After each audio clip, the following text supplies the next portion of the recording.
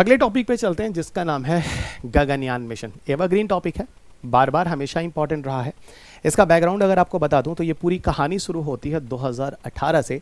15 अगस्त 2018 को हमारे honourable prime minister Shri Narendra Modi ji लाल किले के प्राचीर से ये भाषण देते हैं कि हमारा जब आज़ादी का अमृत महोत्सव यानी 75th anniversary of Indian independence जब हम सेलिब्रेट कर रहे होंगे 2022 में, उससे पहले भारत पहला मैन मिशन सक्सेसफुल कर चुका होगा जिसका नाम होगा गगनयान। लेकिन वो प्रोजेक्ट थोड़ा सा डिले हो गया है और उसमें अभी ये सुनने में आ रहा है कि भाई इसमें मान के चलिए आप 2024 नहीं, अब इसमें 2025 तक का समय लगेगा। ये पूरा का पूरा मिशन है जिसमें अभी हाल ही में 4 ऐसे एस्ट्रोनॉट्स हैं। एस्ट्रोनॉट्स बोलिए या कॉस्मोनॉट बोलिए या फिर व्योमनॉट्स बोलिए, तीनों चीज़ें एक ही होती हैं। व्योमनॉट्स ये शब्द जो है वो भारत ने इजाद किया है और इन्हीं की मदद से हम ये क्या होंगे, हम भारत पहली बार किसी इंसान को अंतरिक्ष में ले जा रहा है। वो सारा का सारा जो मिशन है वो गगनयान मिशन है जिस पे हम लोग इस लेक्चर में डिस्कशन करने वाले हैं। इससे जुड़ा हुआ करंट अफेयर्स क्या रहा है, ये टॉपिक करंट अफेयर्स नहीं है, ये टॉपिक 2018 से स्टैटिक बना हुआ है। आगे आने वाले समय में भी यह बना रहेगा। जो लोग पढ़ते हैं उनको समझ में आ जाएगा। शायद कुछ लोग चौथी 5वीं बार जा रहे होंगे, उनको भी लग रहा होगा सर गगनयान में आज पहली बार नहीं पढ़ रहा हूं। लेकिन जो अपडेट्स गगनयान में होते हैं वो लगातार आप आगे जोड़ते रहते हैं। जैसे मैं आज चंद्रयान 3 आपको पढ़ाया, लेकिन फिर भी आपको चंद्रयान 1 के साथ जोड़ता हूं। वो तो शॉर्टेज ऑफ टाइम होता है यहाँ पर, नहीं तो मैं चंद्रयान 1 के पूरे पिक्चर्स बनाकर दिखाता हूँ। देखो स्टेप क्या होते हैं। जब कोई मिशन भेजा जाता है तो 4 दिन बड़े इंपॉर्टेंट होते हैं, क्योंकि कुछ दिन के बाद न्यूज़पेपर में आर्टिकल्स आते हैं तो काफ़ी लोगों को समझ में नहीं आता आज क्या हुआ। तो मैं कहता कुछ नहीं, आज ये अर्थ की ऑर्बिट को पार कर गया। फिर क्या हुआ, मैंने कहा कुछ नहीं, आज ये मून की ऑर्बिट के अंदर उतरा। फिर अगले बार फिर एक न्यूज़ आता है, सब लोग स्टूडेंट पूछते हैं आज को, मैंने कुछ नहीं भैया, इसको सफलतापूर्वक मून के लूनर पोलर ऑर्बिट में लगाया गया, कुछ ऐसा। ठीक है ना, चलेगा। पर ठीक है ना, हर आदमी जल्दीबाजी में है तो हम लोग जल्दीबाजी में करते हैं। तो गगनयान मिशन का एक बैकग्राउंड तैयार हो गया, ठीक है ना। अब इधर आइए, और वो भी आपको पता है भारत दुनिया में चौथा कंट्री बनने वाला है, ठीक है। स्पेस में इंसान को भेजने वाला रशिया, यूरी गगरिन का नाम आपने बचपन में सुना होगा, यूएस, और तीसरा हो गया चाइना। चौथा देखते हैं भारत जो बनने वाला है। Recently the name of 4 astronauts जो डिक्लेयर कर दिया गया है, 4 अंतरिक्ष यात्रियों के नाम हैं। ये सारे के सारे देश के शेर हैं जो तैयार हैं, ठीक है ना। और ये आप सब के लिए, अपने राष्ट्र के लिए एक तरह से कुर्बानी है, कुर्बानी भी नहीं है एक तरह से, लेकिन एक तरह का बलिदान है जो आगे आने वाले समय में याद रखा जाएगा। बलिदान भी नहीं है दोस्त, थोड़ा वर्ड मेरे पास अच्छे नहीं निकल रहे हैं, लेकिन ये देश की शान है। इट्स अ बेस्ट वर्ड, शान है। और ये हैं देश के रियल हीरोज़ जिनको आपको मानना चाहिए। वो आप लोग असल में गुटखा पान मसाला बेचने वालों को रियल हीरोज़ मानते हैं। देश के रियल हीरोज़ एक्चुअल में ये हैं जो आपके सामने। First cruise India space mission, जहाँ इंसान जाने वाले हैं। इनमें 3 ग्रुप कैप्टन और 1 विंग कमांडर है। नाम तो लेना बनता है मित्र। Ajit Krishnan group captain, Angad Pratap group captain, Prashant Balakrishnan Nair group captain और विंग कमांडर सुभाष शुक्ला। जय हिंद तो इन लोगों के लिए बनता है मित्र, ठीक है। और ये वही लोग हैं जो आज के मॉडर्न समय के चंद्रशेखर आज़ाद, भगत सिंह, सुखदेव और राजगुरु हैं। ये आपके लिए प्रेरणा है, ठीक है ना। वो आप चल के आजकल के यूट्यूबर्स नहीं जो गंदी गंदी बातें करते हैं, उल्टे सीधे प्रचार करते हैं, क्योंकि आज की जनरेशन वही है, ठीक है ना, जो आप समझ ही रहे हैं, ठीक है ना, कि वो एनिमल जैसी मूवी ज़्यादा पसंद करती है और देश के लिए उसी समय आई मूवी होती जो पिट जाती है, ठीक है ना। तो नई जनरेशन है भैया, इनको शोबाजी ज़्यादा चाहिए, ठीक है। अब वही मैं कहता हूँ कि आज के ज़माने में कंपटीशन जब और आसान होता चला जा रहा है, क्योंकि कम पढ़ने वाले लोग ज़्यादा आ रहे हैं। और यूट्यूब पे तो हर वो टीचर ज़्यादा चलता है जो ये बता दे 2 घंटे में साइंस खत्म, 3 घंटे में पॉलिटी खत्म। क्यों उसको पता है कि नई जनरेशन को यही चाहिए, तो उनको वही परोस दो, ठीक है ना। जैसे नहीं, मार्केट में जितना एडवर्टाइजमेंट करोगे उतना ही वो चीज़ें सत्य लगने लगती हैं, या कह लो झूठ को इतनी बार परोसो कि झूठ सत्य लगने लगता है। वही होता है सोशल मीडिया पे भी, वही होता है एक्चुअल में। देखिए मैं आपको एक बात बताता हूँ, कुछ नेट न्यूट्रलिटी वगैरह का कॉन्सेप्ट है जो मैं आपको आगे समझाऊंगा, आगे की इंफॉर्मेशन और कम्युनिकेशन टेक्नोलॉजी में। फिलहाल उसको छोड़ते हैं और यहाँ अपने बात पर आते हैं, अपने काम पर आते हैं। तो ये हैं देश के भावी राजगुरु, सुखदेव, भगत सिंह, चंद्रशेखर आज़ाद, आगे आने वाले समय के, जिनको लोग हमेशा याद रखेंगे। और हम सब दुआ करेंगे लोग सुरक्षित तरीके से लौट के आएँ। भले प्रोजेक्ट गगनयान डिले हो, कोई दिक्कत नहीं है, पर सफल होना चाहिए, क्योंकि ये भी किसी के बच्चे हैं, इनके भी पेरेंट्स हैं, इनके भी अपने बच्चे होंगे, इनके माँ बाप होंगे, इनका भी अपना परिवार होगा। अच्छी बात है, हमारे प्रधानमंत्री ने इन लोगों का सम्मान भी किया है। आगे आने वाले समय में ये लोग स्वर्णिम अक्षरों में जाने भी जाएंगे। अभी इन्हें जाने दीजिए, लौट के आने दीजिए। ये हमारे देश के रियल हीरोज़ हैं और ये अच्छी चीज़ है। ये सब प्रेरणाएँ हैं जो हमें आगे की जनरेशन में लोगों को दिखाना चाहिए, और ऐसे लोग ही हैं जिनको लाना चाहिए, ना कि करप्ट पॉलिटिशियंस, रेपिस्ट, मर्डरर जो हमारे पार्लियामेंट में बैठते हैं और हमारे लिए नियम और कानून बनाते हैं, है ना। चलिए, कोई बात नहीं, उन चीज़ों को लेकर यहाँ कोई बात नहीं करनी है। इन चीज़ों पे जितना हम साइलेंट रहें उतना ही अच्छा है। आगे बढ़ते हैं।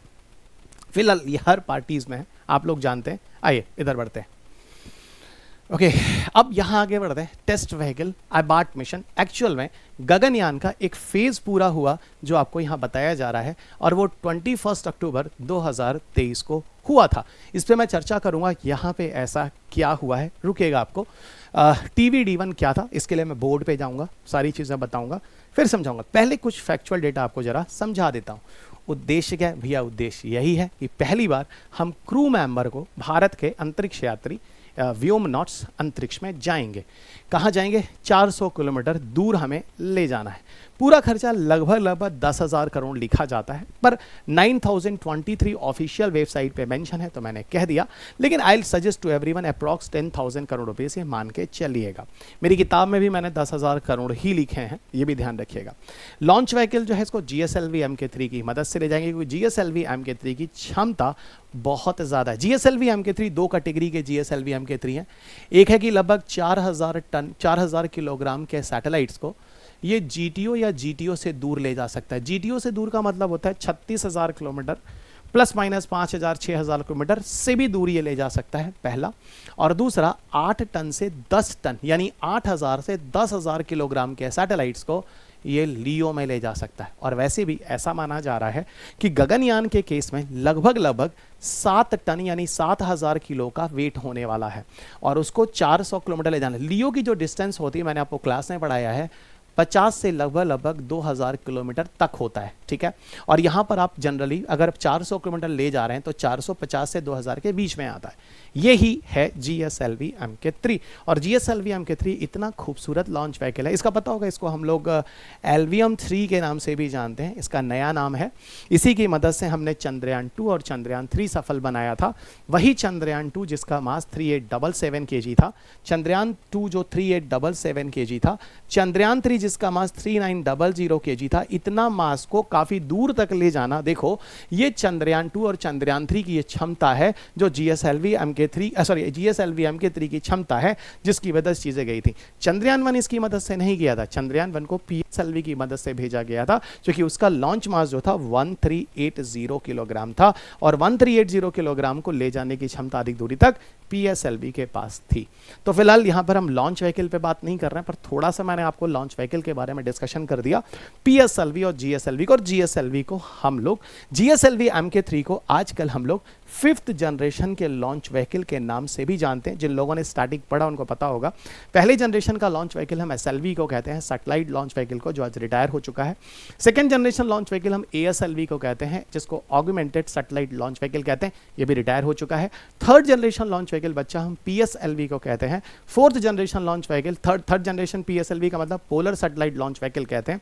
फोर्थ जनरेशन लॉन्च व्हीकल को हम GSLV कहते हैं, जिसका फुल फॉर्म जियो स्टेशनरी सैटेलाइट लॉन्च व्हीकल होता है, जिसमें 1 और 2 जो होता है वो GSLV Mk1 Mk2 वो 4 स्टेज लॉन्च व्हीकल होता है। और जो फोर्थ जनरेशन लॉन्च व्हीकल है, तो 5th जनरेशन लॉन्च व्हीकल में एक्चुअल में GSLV Mk3 होता है। यही चीज़ मैंने आपको लिखी है 5th जनरेशन का लॉन्च व्हीकल, और जो काफ़ी काबिले तारीफ है, क्योंकि देखो बड़े बड़े काम करने के लिए इसी की ज़रूरत है। और यही वो लॉन्च व्हीकल है जिसके लिए हमें क्रायोजेनिक इंजन की ज़रूरत होती थी, जो बहुत ही इंप्रूव्ड इंजन होता है, जिससे हम पहले रशिया से लिया करते थे।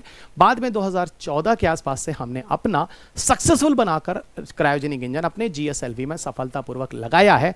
GSLV D5 में जो भारत का पहला क्रायोजेनिक इंजन बनाया हुआ और लगाया हुआ सफलतापूर्वक लॉन्च व्हीकल होता है, जिसका नाम होता है GSLV D5, जिसकी मदद से जनवरी 2014 में देश अपना पहला क्रायोजेनिक इंजन वाला GSLV सफलतापूर्वक यूज़ करता है और सैटेलाइट्स को GSAT-14 को अपनी कक्षा में लगाता है। तो ये चीज़ें एक बैकग्राउंड है, कंसेप्ट्स हैं। जिन लोगों ने मेरी क्लास सुनी है उनको समझ में आ गया होगा, जिन्होंने नहीं सुनी हो मान लें क्वेश्चन नहीं आने वाला है या पहली बार सुन लें।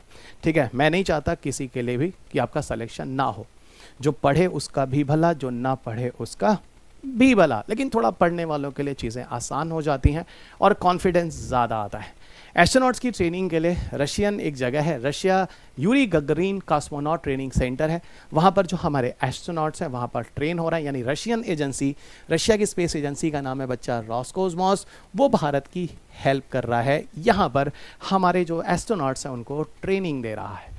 ठीक है ना, उस जगह पर ले जाकर उनको ट्रेनिंग दिया जा रहा है, क्योंकि एक्चुअल में क्या है, जब आप ऊपर हाइट पर जाएंगे, लगभग 400 किलोमीटर की हाइट पे, जैसे जैसे ऊपर जाएंगे बच्चा, ग्रेविटी कम होती चली जाएगी और वो जगह कहलाएगी माइक्रो ग्रेविटी इन्वायरमेंट। और कम ग्रेविटी के इन्वायरमेंट में रह पाना हमारे शरीर की अनुकूलता या मेटाबॉलिज्म नहीं है।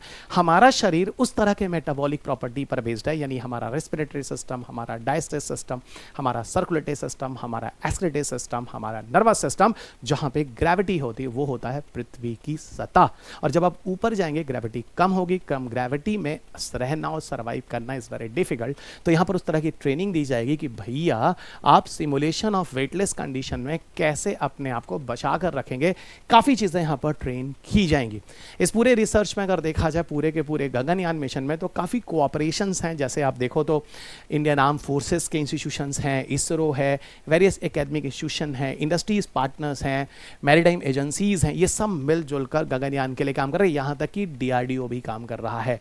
इसके अलावा और भी एजेंसीज हैं, यहाँ तक कि DRDO इसके लिए एस्ट्रोनॉट्स क्या खाएंगे, किस हिसाब से सर्वाइव करेंगे, इन सब पर भी रिसर्च एंड डेवलपमेंट चल रहा है। तो काफ़ी एक इंटीग्रेटेड रिसर्च है वो गगनयान में आपको देखने को मिल रहा है। अब देखो गगनयान स्पेसक्राफ्ट में जो कंपोनेंट्स हैं क्या क्या हैं, जिसकी वजह से पूरा गगनयान मिशन कंप्लीट होगा। एक आपको ऑर्बिटल मॉड्यूल मिल रहा होगा जो ऑर्बिट्स में ले जाया जाएगा, जहां लगाया जाएगा। एक सर्विस मॉड्यूल होगा और एक क्रू मॉड्यूल होगा। क्रू मॉड्यूल होगा जो क्रू के लिए होगा, जिसके अंदर क्रू वाले चीज़ें होंगी। ठीक है, अब ऑर्बिटल मॉड्यूल क्या होगा, ये एक तरह का एडवांस एवियोनिक सिस्टम होगा जो सैटेलाइट्स में जो क्रू मेंबर होंगे उनको सपोर्ट करेगा जब वो ऑर्बिट्स में जा रहे होंगे। ठीक है, मतलब orbit module have advance avionic system and provide the support to the crew in the orbit. तो ऑर्बिट में जो एस्ट्रोनॉट्स होंगे, पहुंचेंगे, उनको एक तरह की सुविधा देने के लिए, जिंदगी वगैरह के लिए, है ना, ये सिस्टम का यूज़ किया जाएगा। सर्विस मॉड्यूल क्या होगा, एक तरह का जो पूरा इंजन विंजन जो टेक्नोलॉजी होती है, जैसे propulsion, fuel oxidiser, thermal, power, avionic system, इन सबको मिलाकर हम सर्विस मॉड्यूल कहते हैं।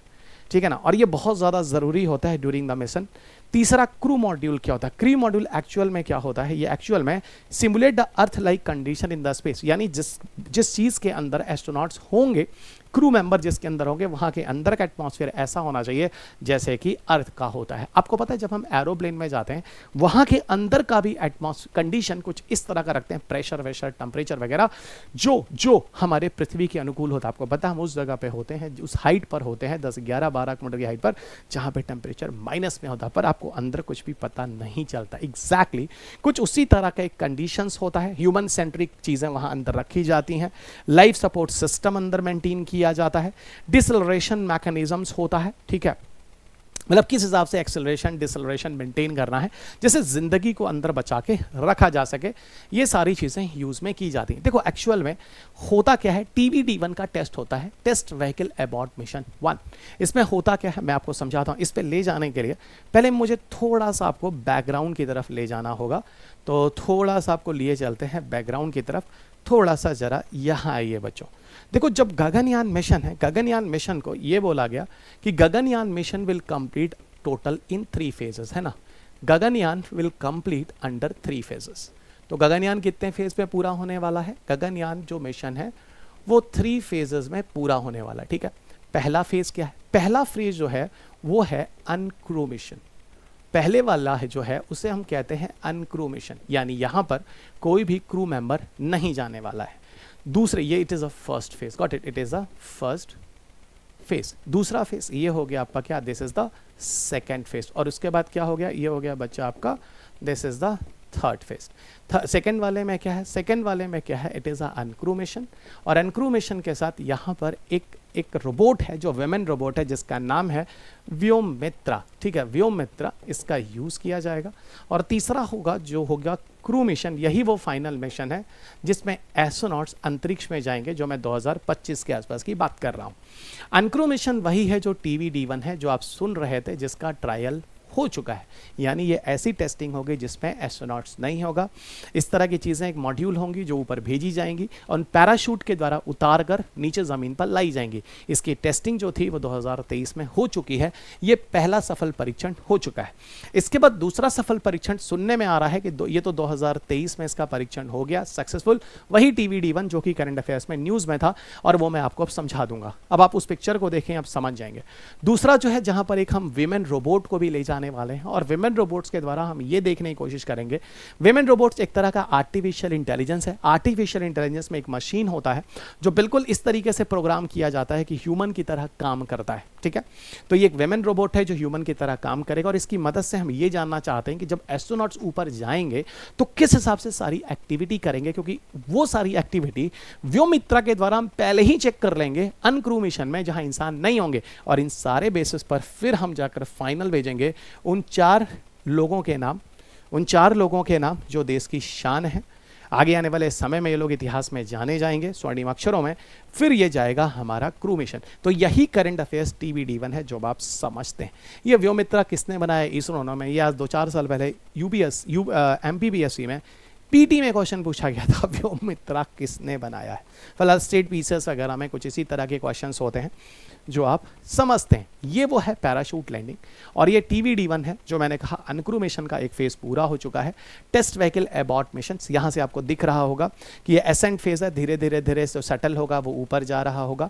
हैम फायरिंग स्टेज होगा, कॉस्टिंग होगी, फिर धीरे धीरे करते करते यहाँ से जो होगा ये चीज़ आगे जाके समुद्र में गिरा दी जाएगी, और यहीं से जो मॉड्यूल होगा जिसमें एस्ट्रोनॉट्स बैठा होगा वो चीज़ फिर यहाँ से क्या होगा, एक हाइट पे जाकर डिसेलरेट होगी, है ना। डिसेलरेट में स्पीड कम होगा, और जब ये नीचे की तरफ आ रहा होगा तो यहाँ ग्रेविटी बढ़ रही होगी, तो स्पीड को कम करने के लिए, नहीं तो हैवी कोलिजन के साथ इस सतह पर गिरेगा और फट फूट सकता है, तो यहाँ पर आग लग सकती है। तो इसको पैराशूट से स्पीड कम किया जाता है, और नंबर ऑफ पैराशूट बढ़ाकर धीरे धीरे स्पीड कम करके फिर इसको समुद्र में उतारा गया। तब तक हमारे DRDO या इसरो के साइंटिस्ट की अपनी बोटें थी, वो समुद्र में उस जगह पर तैयार थी, वहाँ जाकर फिर उसको उठाकर लाते हैं। इसकी एक पहली टेस्टिंग हो चुकी है, इसके वीडियोस वगैरह को भी आप देख सकते हैं, जिस समय लाइव वगैरह वीडियोस थे, काफ़ी ब्रॉडकास्ट हुए थे। तो that is a first phase of Gaganyaan mission those got successful, ये मुझे बताना था, ठीक है। Stages of milestone of Gaganyaan mission में जो मैंने आपको बोला, उन्हीं चीज़ को फिर से स्टेजेस के फॉर्म में देख लीजिए। इंटीग्रेटेड एयर ड्रॉप टेस्ट, ठीक है, एयर ड्रॉप टेस्ट इंटीग्रेटेड तरीके से किया जाएगा, और यहाँ पे 2.5 किलोमीटर की हाइट से क्रू मॉड्यूल्स को डिसेंड किया जाएगा, नीचे की तरफ उतारा जाएगा, जो आपने पिक्चर में समझ लिया था अच्छे तरीके से। और ये पैराशूट की वजह से स्पीड को कम किया जाएगा, डिसेलरेशन होगा ताकि स्पीड कम हो। जो सबसे लास्ट वाला फेज मैंने दिखाया था यहाँ पे है। पैड एबॉर्ट टेस्ट क्या होता है? पैड एबॉर्ट टेस्ट ये वो चीज़ होती है जहाँ पर स्पेसक्राफ्ट लॉन्च एबॉर्ट सिस्टम को हम इवैल्यूएट करते हैं। जब हम लॉन्च करते हैं उस समय क्रू सेफ्टी का ध्यान दिया जाता है पैड एबॉर्ट सिस्टम की तरफ। ये एक तरह से crew atmospheric re entry experiment होता है। किसी तरह की कोई दिक्कत होती है तो उतार के ले आना, ठीक है। पैड एबॉर्ट टेस्ट, जिसको हम लोग केयर वगैरह भी कह सकते हैं, crew atmospheric re entry experiment, जिसके बारे में मैंने स्टैटिक में भी काफ़ी बातें की हैं। क्रू मेंबर अपने एटमॉस्फेयर में फिर से रिटर्न होकर आते हैं। इस तरह की चीज़ें पैड एबॉर्ट टेस्ट में भी रखी जाती हैं। ड्यूरिंग लॉन्च किसी भी तरह का कोई दिक्कत होता है, क्रू सेफ्टी के सिस्टम को रखना। Crew abort test mission, crew abort test mission का मतलब होता है unman test mission to simulate abort condition during ascent, ठीक है। तो ये भी एक तरह का है कि कैसे एसेंट करते हैं, ऊपर जाते समय किस किस तरह की दिक्कतें हो सकती हैं, उस तरह की भी टेस्टिंग की जाएगी। उतरते समय सेफली लाने के लिए pad abort test. Crew abort test mission, crew member को देखो लिखा है unman test mission to simulate abort condition during the ascent. Ascent करते समय अगर कोई दिक्कत आती है इमरजेंसी सिचुएशन में, तो उस समय के लिए ये सिस्टम होगा। व्योममित्रा एक तक का रोबोट होता है जो काफ़ी हद तक ऊपर जाकर माइक्रोग्रेविटी इन्वायरमेंट में काम करेगा, देखेंगे। उसकी मदद से हम मॉनिटर करके अपने जो एस्ट्रोनॉट्स होंगे, व्योमनॉट्स, उनको ट्रेन करेंगे, और मैन फाइट उसके बाद जाकर फिर हमारे 4 जो एस्ट्रोनॉट्स हैं या व्योमनॉट्स हैं, फिर वो अंतरिक्ष में भेजे जाएंगे। ये पूरा का पूरा गगनयान था। इससे जुड़ा जो करंट अपडेट्स था ये मैंने आपको करा दिया। स्टैटिक को मैंने कम से कम में कोशिश किया है करने के लिए। बाकी आप में से काफ़ी लोगों ने क्लास और बुक पढ़ी है। गगनयान का पूरा इन्फोग्राफिक्स भी मैंने काफ़ी अच्छे से बनाया है, चंद्रयान 3 का भी आपने वो देखा होगा।